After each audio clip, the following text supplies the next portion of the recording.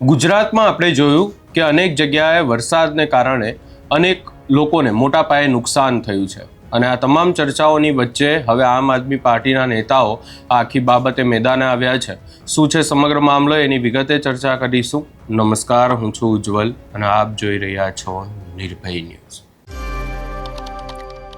વાપી, વલસાડ અને એવા અનેક વિસ્તારો છે કે જ્યાં વરસાદને કારણે લોકોને, ખેડૂતોને મોટા પાયે નુકસાન ગયું અને આખી બાબતને લઈને હવે એક માંગ સાથે આમ આદમી પાર્ટીના નેતાઓ મેદાને આવ્યા છે. અહીંયા જો ખાસ કરીને ચર્ચા કરવા જઈએ તો અહીંયા એવું કહેવામાં આવ્યું છે કે મૃતકોના પરિવાર સાથે પણ મુલાકાત લીધી છે આમ આદમી પાર્ટીના નેતાઓએ અને અહીંયા સીધા જ પ્રહાર મુખ્યમંત્રી ભૂપેન્દ્ર પટેલ પર કરવામાં આવ્યા છે અને કહેવામાં આવ્યું છે કે આ મૃતકોના પરિવારજનોને મળવા માટે સીએમ ભૂપેન્દ્ર પટેલ કેમ ના ગયા. વધુમાં તમામ ચર્ચાઓની વચ્ચે આમ આદમી પાર્ટીના નેતા પ્રવીણ રામ દ્વારા શું કહેવામાં આવ્યું એ પણ સાંભળી લઈએ. નમસ્કાર. આજની સુરત ખાતેની એક મહત્વની પ્રેસ વાર્તામાં આપ સબ મીડિયા મિત્રોનું સ્વાગત છે. આજની પ્રેસ વાર્તામાં અમારા આમ આદમી પાર્ટીના નેતા રામભાઈ ધડુક અને ધર્મેશભાઈ ભંડેરીની હાજરીમાં એક મહત્વના મુદ્દા ઉપર આજે એક મીડિયા બ્રીફ કરવા માંગીએ છીએ. જે વરસાદના પાણીના કારણે જે પૂરની સ્થિતિનું જે સર્જન થયું, સુરત હોય, નવસારી હોય, વલસાડ હોય અને આખા જે કે દક્ષિણ ગુજરાતના જે અમુક ભાગોની અંદર જે પરિસ્થિતિનું નિર્માણ થયું, એ પરિસ્થિતિ ખૂબ જ અત્યંત ભયજનક હતી. અનેક પરિવારો એ પોતાના દીકરાઓ ગુમાવ્યા છે, પોતાના પરિવારના સભ્યોને ગુમાવ્યા છે. અંદાજિત 50થી વધારે લોકોના મૃત્યુ આ ઘટનામાં થઈ ચૂક્યા છે. આ બહુ મહત્વની, બહુ ગંભીર બાબત છે કે જે હજી સુધી ગુજરાતના લોકોને, ઘણા બધા લોકો આનાથી વાકેફ પણ નથી કે આ પૂરની સ્થિતિમાં સરકારની નિષ્ફળતાના કારણે, સરકારના અણાવડતના કારણે પ્રી મોન્સૂન કામગીરી જે થવી જોઈએ માત્ર કાગળ ઉપર થઈ હોવાના કારણે આજે 50થી વધારે પરિવારોએ પોતાના સ્વજનોને ગુમાવવાનો વારો આવ્યો છે. અને એટલા માટે આજે હું પોતે વલસાડની અંદર જે પરિવારોએ પોતાના સભ્યોને ગુમાવ્યા છે એમની મુલાકાત માટે હું ગયો હતો. એમાંથી એક પરિવાર, એક માતા, અમે ત્યાં એમને મળવા ગયા, એમને સાંત્વના આપવા ગયા તો એમને જોઈને અમારી આંખોમાંથી પણ આંસુ આવી ગયા. એમણે એવું કીધું કે 35 વર્ષનો એક જ દીકરો હતો મારી પાસે, હવે પરિવારમાં કોઈ નથી, હું એક જ છું. ગીતાબેન એનું નામ હતું. એ મજૂરી કરે છે, કોઈના ઘરમાં સફાઈ કરવા જાય છે, 700 રૂપિયા સફાઈ કરવા જાય એટલે મળે, 2 ઘરે જાય છે 1400 રૂપિયા માત્ર મળે છે. એનો દીકરો હતો તો એનું કહેવાનું હતું કે મારો આધાર હતો, પણ પાણી ભરાવાના કારણે એનો દીકરો એને બચાવવા ગયો અને ગીતાબેન તો બચી ગયા પણ એનો દીકરો ન બચી શક્યો. 35 વર્ષના દીકરાને ગુમાવવાનો વારો આજે ગીતાબેનને આવ્યો છે અને એ કેટલું દુઃખ હશે, કેટલી પીડા હશે એ તો એમને ખબર છે. તો આજે પરિવારોને હું મળીને આવ્યો છું, એને સાંત્વના આપીને આવ્યો છું. પણ દુઃખની વાત એ છે, મેં પરિવારોને પૂછ્યું કે સરકારમાંથી કોઈ આવ્યું છે તમારી પાસે? મુખ્યમંત્રી આવ્યા છે? મિનિસ્ટર આવ્યા છે કોઈ? એમણે એવું કીધું કે કોઈ નથી આવ્યું, તમે પહેલા અમારા દરવાજે ચડી ગયા છો, બાકી કોઈ નથી આવ્યું. તો મારે સરકારને પ્રશ્ન પૂછવો છે કે તમે જ્યારે ત્યારે કોઈ પણ વાત આવે એટલે ત્યારે વાતો કરતા હોય કે મૃદુ અને મક્કમ મુખ્યમંત્રી. મૃદુની વ્યાખ્યા શું? હું મુખ્યમંત્રીને પૂછવા માંગુ છું, ભાજપને પૂછવા માંગુ છું, મૃદુની વ્યાખ્યા શું? તમે હકીકતમાં જો મૃદુ હોય તો આ જે પરિવારોએ દીકરા ગુમાવ્યા છે, જે પરિવારોએ સ્વજનો ગુમાવ્યા છે, ત્યાં કેમ ન ગયા? ત્યાં કેમ સાંત્વના આપવા ન ગયા?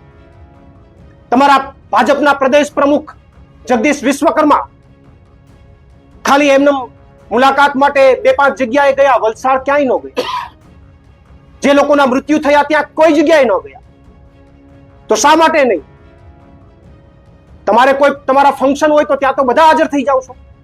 આજે ગુજરાતના લોકોના મૃત્યુ થયા છે, પોતાના દીકરા ગુમાવ્યા છે, તો ત્યાં કેમ નહીં? આ પ્રશ્ન મારે ગુજરાતની ભાજપ સરકારને કરવો છે. અને આ જે પરિસ્થિતિ બની છે ભાજપના કારણે બની છે. કારણ કે દરેક વખતે મહાનગરપાલિકા, નગરપાલિકા અને જિલ્લાઓની અંદર પ્રી મોન્સૂનની કામગીરી કાગળ ઉપર થાય છે.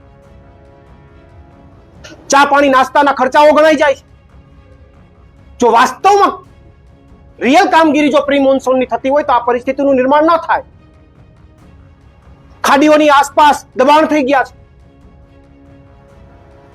જે કંઈ પણ સિટીની અંદર જે કંઈ પણ ખાડીઓને ડાયવર્ટ કરવાની વાત છે, ધર્મેશભાઈ અને ઘણા લોકોએ સજેશન આપ્યા છે, છતાં એમાં કોઈ કામગીરી નથી થતી.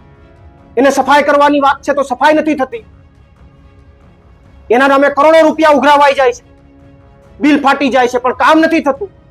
તો તમારી નિષ્ફળતા, તમારો ભ્રષ્ટાચાર અને તમારી અણઆવડતના કારણે આજે ગુજરાતના અનેક ખેડૂતોએ, ગુજરાતના અનેક વેપારીઓએ ભારે નુકસાની ભોગવવી પડી છે.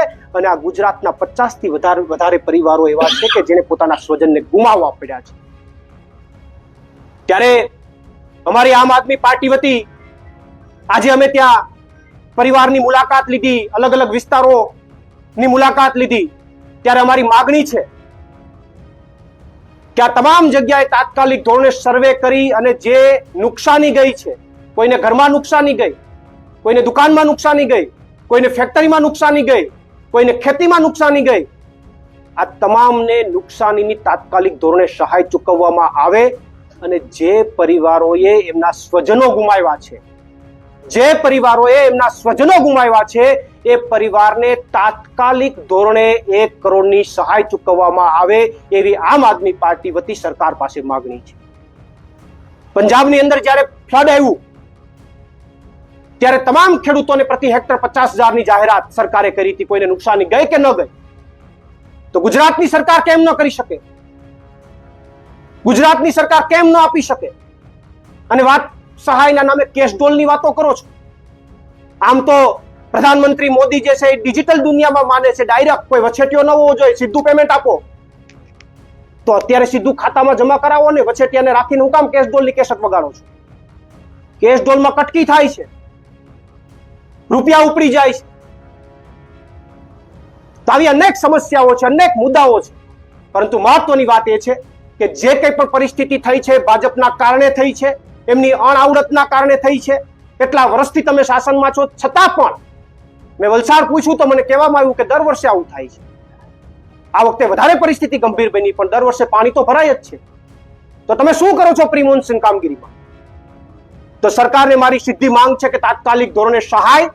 અને જે પરિવારોએ પોતાના સ્વજનને ગુમાવ્યા છે ત્યાં જો હકીકતમાં મુખ્યમંત્રી મૃદુ હોય, જો હકીકતમાં ભૂપેન્દ્રભાઈ પટેલ મૃદુ હોય, તો જે લોકોએ પરિવારના સભ્યો ગુમાવ્યા છે એ પરિવારને અઠવાડિયાની અંદર ત્યાં જઈને સાંત્વના આપે, પેલા મુલાકાત કરે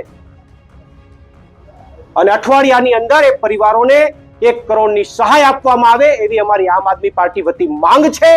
જો આ દિશાની અંદર સરકાર ગંભીરતાથી પગલાં નહીં લે તો આમ આદમી પાર્ટી આ મુદ્દાઓની અંદર આવનારા દિવસોમાં ગાંધી ચિંધ્યા મુદ્દે લોક આંદોલન કરશે. આભાર. આપનો કોઈ પ્રશ્ન હોય તો લઈ શકો. આખી બાબતને લઈને અહીંયા વાત સીધી જ કરી દેવામાં આવી છે કે આ લોકોને 1 અઠવાડિયાની અંદર વળતર આપવામાં આવે, નહીં તો આગામી સમયમાં ઉગ્ર આંદોલન કરવામાં આવશે. આ સમગ્ર બાબતે તમારો શું અભિપ્રાય છે એ અમને કમેન્ટ કરી જરૂર જણાવશો ને અમારી ચેનલ નિર્ભય ન્યૂઝને લાઇક, શેર, સબસ્ક્રાઇબ કરવાનું ભૂલશો નહીં.